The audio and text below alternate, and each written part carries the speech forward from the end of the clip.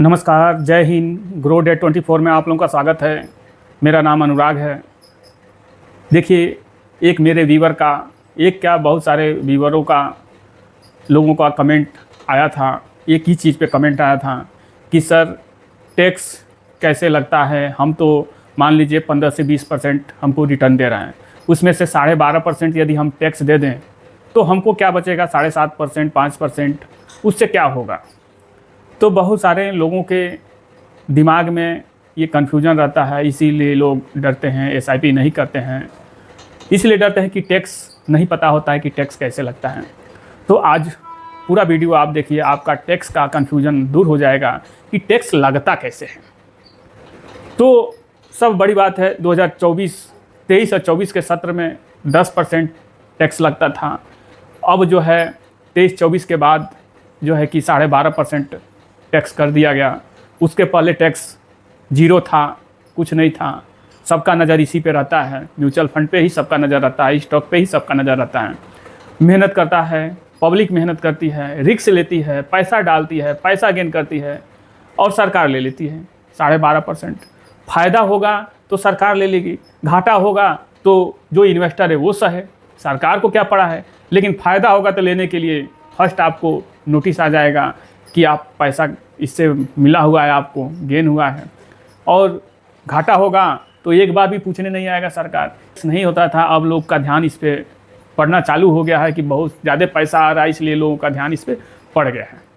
तो लेकिन इस समय के टैक्स के रूल के हिसाब से हम आपको एक उदाहरण के रूप में बताएंगे कि कोई आपका यदि कन्फ्यूजन हो, आप 12%, 15%, 20% यदि किसी फंड से आप मिल रहा है आपको, तो आप उसमें से 12.5% टैक्स दे देंगे तो क्या बचेगा, ये दिमाग में है।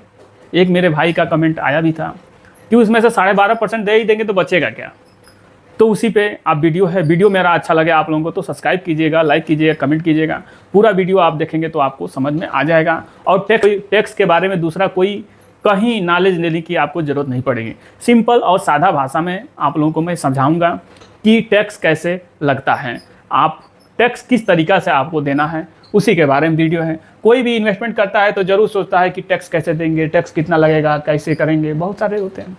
तो देखिए, कमेंट था कि 15 से 20% हमको रिटर्न यदि मिलता है म्यूचुअल फंड के माध्यम से तो 12.5% टैक्स दे देंगे तो बचेगा क्या। तो सही बात है, मान लिया अगर 20% हमको मिले और उसमें से 12.5% टैक्स दे दें तो 7.5% में हम करेंगे क्या। ये भी होता है, वो भी 7.5% इन्फ्लेशन खा गया तो हो गया जीरो, तो हमको मिलेगा क्या, घंटा, कुछ नहीं। तो ये कन्फ्यूजन लोगों का बहुत रहता है, इसलिए ये कन्फ्यूजन दूर करना बहुत ज़रूरी है। तो एक उदाहरण के तौर पे 5,000 रुपये महीना 25 साल यदि कोई करता है और 20% का एक्सपेक्टेड रिटर्न यदि माना जाए, उदाहरण के लिए माना जाए, तो 5,000 रुपये महीना 25 साल 15 लाख रुपया ये जाता है 25 साल में। और 20% के रिटर्न से 4,31,00,000 रुपया ये बन जाता है, 4,31,00,000। अब 4,31,00,000 में जो है कि 15 लाख रुपया ये आपका मूलधन है। 15 लाख ये मूलधन है, ये निकाल देंगे, इसमें से ये निकाल देंगे। ये गेन हुआ आपको चक्रवृद्धि ब्याज से, इसमें से 15 लाख निकाल देंगे। जब 15 लाख आप निकालेंगे तो बचा 4,16,00,000। अब 4,16,00,000 में जो है कि 1,25,000 आपका ब्याज में भी सरकार छूट दे रही है। 1,25,000। इस समय आगे क्या होगा, 5 साल, 7 साल, 10 साल, कौन कुर्सी पर आएगा, कौन जाएगा, कोई पता नहीं है। तो 1,25,000 घटा देंगे तो 4,15,00,000 रुपया ये आपका पैसा बच जाता है। अब 4,15,00,000 का यहाँ आपका मूलधन घट गया, यहाँ 1,25,000 long term capital gain tax में भी ये जो आप टैक्स देंगे उस ब्याज से भी ये छूट है, और बचा इतना। अब इतना में ये 4,15,00,000 में 12.5% आपको टैक्स देना पड़ेगा। तो 4,15,00,000 में आपको 12.5% टैक्स देना पड़ेगा। तो कैसे टैक्स देना है ये भी समझना है। टैक्स ये काटेगा नहीं, आपको खुद टैक्स भरना पड़ेगा। सीए के पास जाना पड़ेगा, जो उसका क्राइटेरिया है आपको पूरा करना पड़ेगा। आपको स्वयं टैक्स भरना पड़ेगा, दूसरा कोई टैक्स नहीं भरेगा। ये नहीं कि आपका फंड टैक्स काट के देगा, वो अपना एएमसी का काटेगा, आपको स्वयं टैक्स भरना पड़ेगा। नहीं भरेंगे तो सब ऑनलाइन है, सब पता है। तो आपके पास नोटिस भी आ सकता है कि आप पैसा ले लिए हैं, टैक्स नहीं भरे हैं। तो कैलकुलेट कैसे करेंगे, ये भी होता है कि हम कैलकुलेट कैसे करेंगे। तो कैलकुलेटर के लिए हम लोग कैलकुलेट में चले जाते हैं। तो जैसे कि आप लोग देखिए, अब यहाँ हमको मिला कितना,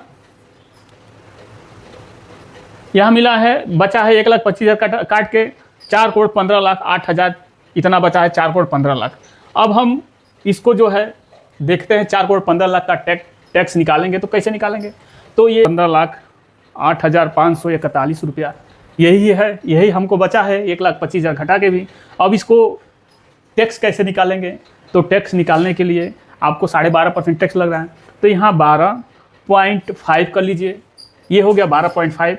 अब आप परसेंटेज दबा दीजिए इसको, तो आपका पैसा लगा 51,88,567 रुपया। आपको उस हिसाब से ये टैक्स देना होगा। तो ये 51,88,567 रुपया आप यहाँ देखेंगे, 51,88,567 रुपया, ये 12% का, ये 4,15,00,000 का ये टैक्स है। इधर आप आप 4,15,00,000 में से 51,88,000 घटाएंगे तो 3,63,19,000 ये आपका पैसा बच गया। तो इस तरीक़ा से टैक्स लगता है। आशा करता हूँ कि टैक्स के बारे में आपको इस तरीक़ा से टैक्स लगा, न कि 15-20 या 12-15 जो भी थे उसमें से 12.5% नहीं लगेगा। आपको लास्ट में चल के जब पैसा रिडीम करेंगे, लेकिन हाल में इस तरीक़ा से आप निकाल सकते हैं। इसमें एक और टैक्स होता है, short term capital gain tax. तो सेम थोड़ा बहुत का अंतर पड़ता है, ज़्यादा नहीं, 200-400 रुपये का अंतर पड़ेगा इस तरीक़े से निकालेंगे। तो ये long term capital gain tax हम निकाले हैं। इसमें भी short term capital gain tax साल का अंदर का रहता है, जो आप SIP किए रहते हैं उसका short term capital gain tax लगता है। तो इस तरीक़ा से टैक्स लगता है। आशा करता हूं कि आप लोगों को समझ में आ गया होगा कि टैक्स कैसे लगता है। अगर कोई कन्फ्यूजन हो, कोई अधिक जानकारी आपको चाहिए, तो 63 93 93 82 92 पे आप कॉल कर सकते हैं, व्हाट्सअप कर सकते हैं।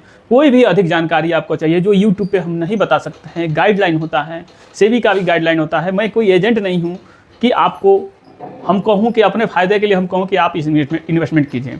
एक जानकारी है, यूट्यूब चैनल है, तो आपको बता रहा हूँ। नहीं जानकारी रहती तो आपको नहीं बताता। तो इस नंबर पे आप चाहें तो संपर्क कर सकते हैं। जो भी सुझाव चाहें, आपको सुझाव हम देने के लिए 24 घंटा उपलब्ध रहेंगे। वीडियो यदि मेरा आप लोगों को अच्छा लगा हो तो आप सब्सक्राइब कीजिए, लाइक कीजिए, कमेंट कीजिए। ऐसे ही वीडियो आपको हम देते रहेंगे। मिलते हैं एक अगले नए वीडियो में नए उमंग के साथ। जय हिंद, जय भारत।